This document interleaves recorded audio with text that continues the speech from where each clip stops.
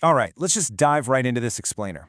Every 4 years, the globe basically pauses for a month to watch footballing giants clash on the grandest stage. But, amid all those predictable powerhouses, there is always that one team. A team that completely defies the odds, captures the world's imagination, and just rewrites the history books. So today, we're going to break down the anatomy of the ultimate underdog by analyzing two of the absolute most legendary tournament runs in history: Cameroon in 1990 and Croatia in 2018.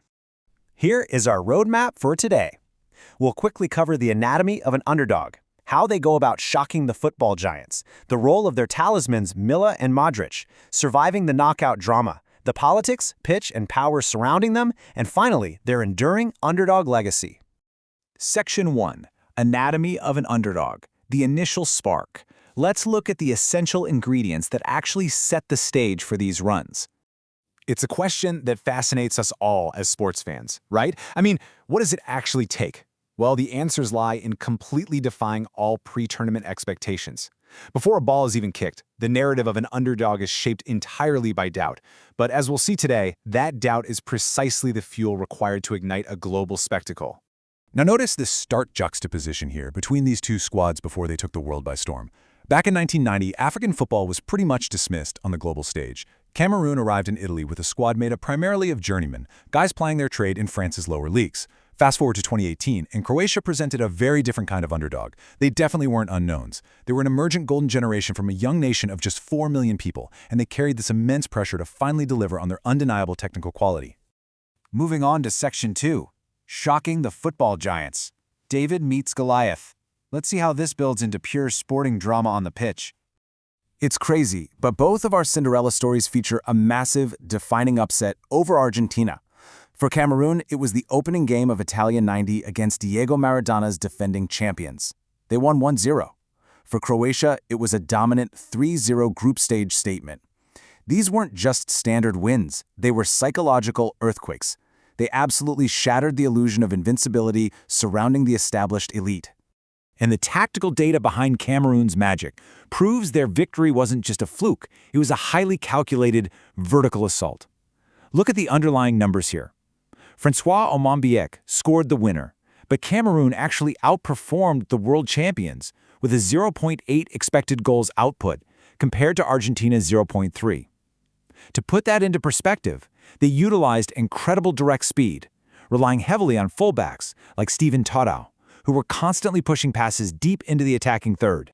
But listen, it wasn't just about tactics, it was about raw, uncompromising intensity. Cameroon actually finished that historic match against Argentina with just 9 men, which is perfectly encapsulated by Benjamin Massing's legendary flying tackle on Claudio Caniggia. The Guardian famously described it as less of a tackle and more of a waist-high assault that, amazingly enough, sent Massing's own boot flying into the air. It was a rugged, absolutely fearless statement that they simply would not be bullied. Section 3. Talismans. Milla and Modric. Because every legendary underdog run needs a hero to step up when the margins get razor thin. 38. Think about that for a second. At an age when most players have totally hung up their boots, 38-year-old Roger Milla had practically retired. He was literally playing his club football on the island of Réunion, yet he comes out of international retirement to become the ultimate super sub. Operating right between the lines, he created more chances per 90 minutes than any other Cameroon player, and scored crucial, iconic goals, complete, of course, with that unforgettable hip-shaking celebration by the corner flag. Then you fast forward to 2018, and veteran Luka Modric was pulling the strings for Croatia. Where Milla gave them explosive finishing, Modric gave total control. The Real Madrid star was the midfield schemer and the captain. He netted this brilliant long-range effort in that 3-0 win over Argentina, and his tireless orchestration throughout the whole tournament earned him the Golden Ball. That's the highest individual honor at the World Cup, putting him alongside names like Lionel Messi and Zinedine Zidane. Section 4. Surviving the knockout drama. Because getting out of the group stages is one thing, but surviving knockout football is a whole different beast. Seriously, Croatia navigated an unprecedented, grueling gauntlet to reach the final in Moscow. Just take a look at this timeline. After sweeping their group, they didn't win a single knockout game in normal time, not one. They survived punishing penalty shootouts against Denmark and host nation Russia before dragging England into really deep waters in the semifinals. 3. That is the number of consecutive extra-time matches Croatia survived.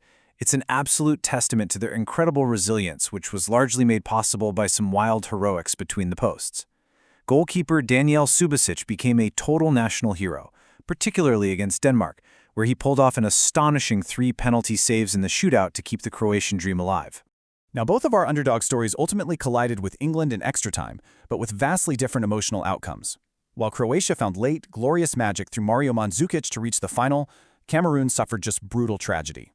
And what makes 1990 so heartbreaking is that Cameroon actually dominated England in open play. Excluding penalties, Cameroon's expected goals were 1.4 to England's 0.5.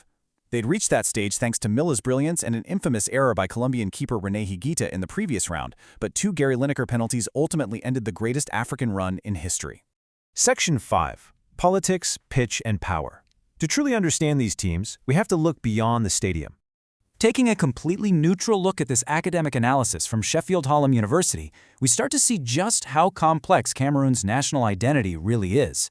The source highlights that the country has a triple colonial heritage, having been colonized by Germany, France, and Britain, which resulted in over 200 ethnic groups and a really deep Anglophone and Francophone divide.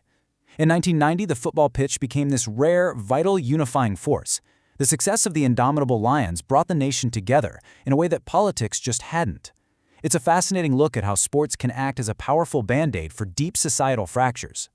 And the government certainly recognized this immense power.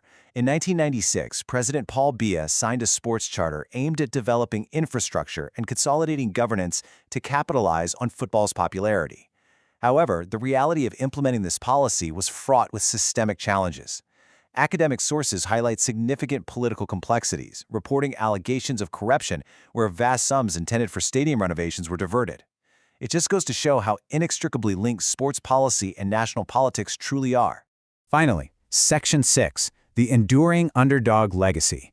Let's reflect on what these miraculous runs actually leave behind. I love this poignant reflection from Luka Modric standing on the pitch right after losing the 2018 final to France. He said, "The incredible fan support makes me even happier. You know that, despite the defeat, you've achieved something big." That perfectly captures the ultimate prize of an underdog run.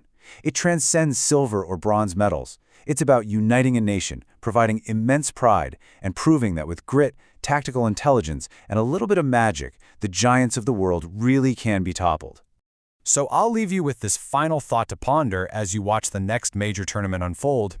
The beauty of the World Cup isn't just in the predictable perfection of the favorites, it's in the breathtaking possibility of the unknown. Who will be the next team of journeymen or a young nation's golden generation to step out of the shadows and shock the globe? Thank you so much for joining me to explore the anatomy of the underdog in this explainer. Keep your eyes on the pitch.